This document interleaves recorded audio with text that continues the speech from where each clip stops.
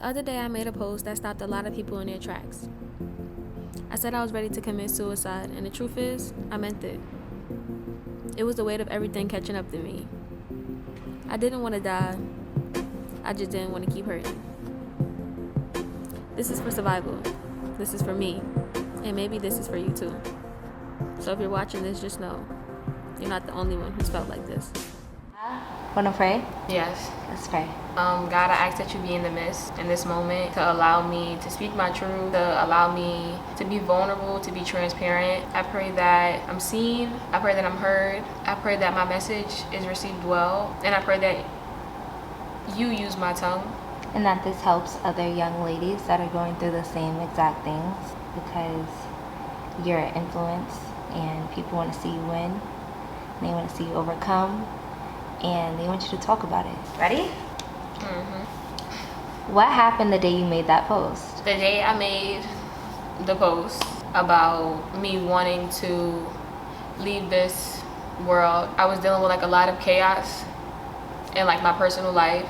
And at that moment, it felt overbearing and truthfully like a lie. And I wish that I could put this in full detail. I'm just not ready to be that transparent yet and play out the situation from start to finish, as it's still something fresh for me, and I'm living this out loud still to this very moment, still dealing with those emotions. So I'll just say that the day that I made the post, I was dealing with so much chaos and hurt, pain, betrayal, heartbreak, feeling heartache, and a variety of other emotions also. What do you feel like was your breaking point? I think my breaking point was me recognizing that things are going like too far out of my control and seeing my response be something so drastic, such as something happening to me or me being involved in something or like experiencing something, and it leaving me to say like, God, just take me out this very moment. I think that was my breaking point. What stopped you from going through with it? I think what stopped me from going through with it was like all the phone calls I was getting after the post that I made. And I did go put my phone on Do Not Disturb after a while, but in that moment I was like receiving like so many different calls, and it started to make me think like, wait, like I was getting signals that like, oh, I am cared for, I am loved, like people do see me, whether they acknowledge me or not, and that if I do just reach out for help, I'll get it. So I think in that moment it gave me a glimpse of hope that once I get back to New York, backstory, I was out of the country in Mexico. So being out of the country, I kind of like felt alone and just not around my everyday environment. But then also too, like for a long time, I just been dealing with so much internally and fighting these silent battles alone, but physically being around people. And that was hard, but I truthfully do feel like the post and getting the response after of like my phone, watching my phone blow up before my eyes was what made me say like, oh, chill out, like wait, and then like me picking up the phone finally for someone and them leading me automatically to prayer. What's been the hardest part about healing? Is it the silence after the storm, the pretending you're okay? Is it feeling misunderstood, feeling alone? The hardest part about healing for me has been the pretending, because I'm an influencer, so I'm living in real time, posting my everyday life, and some days I'm up and some days I'm down, and I have to like sometimes just fake the funk to just keep on pushing and maneuvering.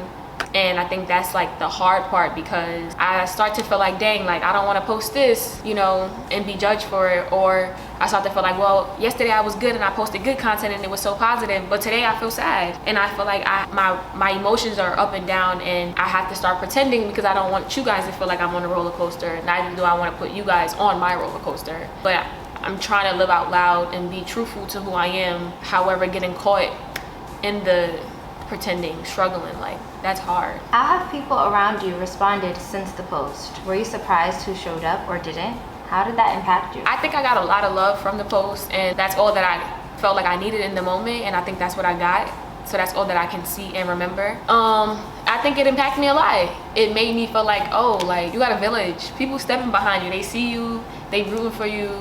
And although in the midst of the moment, I just felt like I wanted to just throw in the towel and put my hands up, because I just felt like the noises in my head were just getting too loud where I couldn't even control my own thoughts. The people reaching out to me, it helped bring me back grounded. just seeing that, like, that I was loved. And I didn't indulge, you know, and like talk to every single person, but my phone is being blowed up and all these different texts coming in, and I'm receiving the love. However, I just wasn't able to indulge in it and be receptive to it because I didn't really want to breathe more life into the situation. I just feel like I'm at a space where I just need people to just speak life into me at this season. Just speak life, speak positive, and just pray for me, wish me well, which I know that I have to get out in this battlefield and fight this one on my own. Like, this is for me. What are you doing now to take care of yourself? What does your day-to-day healing look like? Now what I'm doing to take care of myself is journaling. I journal every single day, day in, day out. In prayer, I talk to God once a day. Like, that is a part of my routine now. Bible study, I do Bible study every day at midnight. I gave up the worldly things such as smoking and drinking and just leaving those things alone so that I could be with self and go through my process of healing without the substances playing a role in it. For sure, adding boundaries, like setting boundaries for myself. Like, hey, I can't indulge in this. I know what this gets me. Being mindful of those things. And then also like working out. I've been working out, putting my head in those spaces. What's something you know now about pain that you didn't know before? Something I know now about pain that I didn't know before is that if you don't control it, it will control you. That simple. What has this season taught you about yourself? I think that this season has taught me that I'm capable. I feel like when you're going through life, you just naturally just putting one foot in front of the other. But I think that like at this season, I'm starting to see like, oh, you can endure, you can fight. You have been fighting for a long time, and the more reflecting that I do, the more I start to actually see the traits of infinity. Like, hey, you're strong, you're courageous, you're brave, you're resilient. And I think that that's what this season of my life is showing me. What do you want people who are struggling to know? What would you say to someone who feels exactly how you felt that day? I want people who are struggling to know that sometimes you have to ask for help. Mostly all the time, you have to ask for help, and you just can't do things alone. There's so many people in this world, and we all are here for each other, and that's what it should be. And I think that we have to like surrender ourselves and our like pride and our flesh to be able to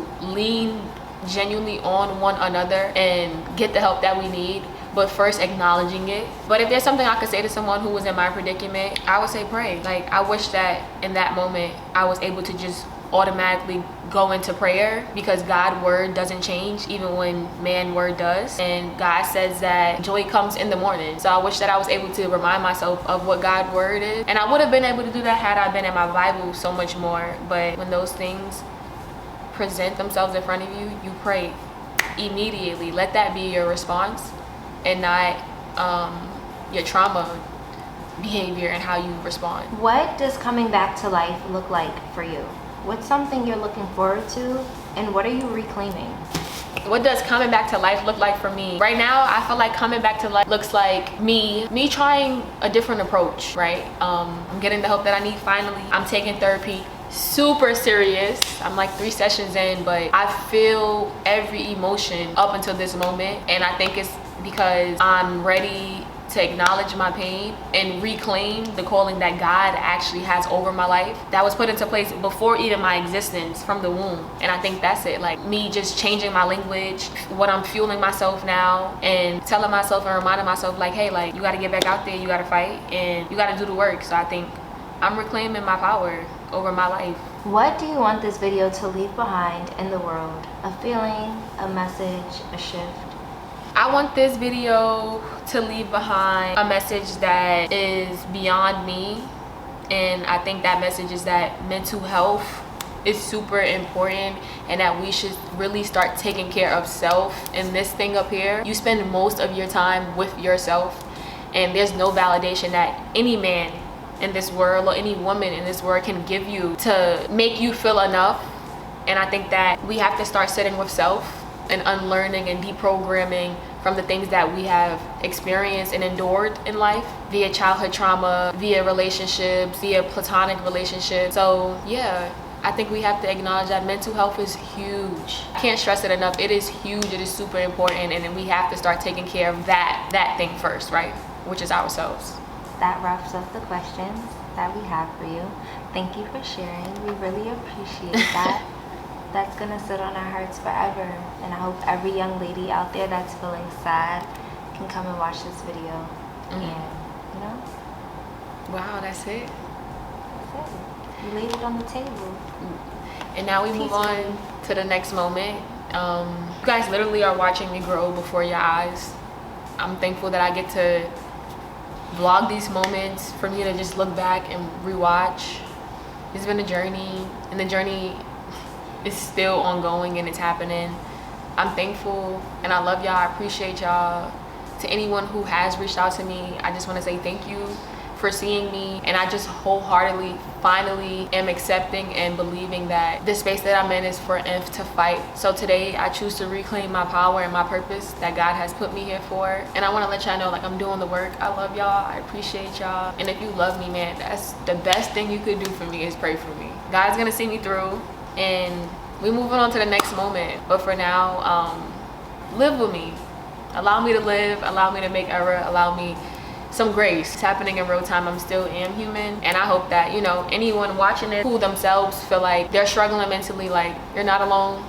We see you, we hear you.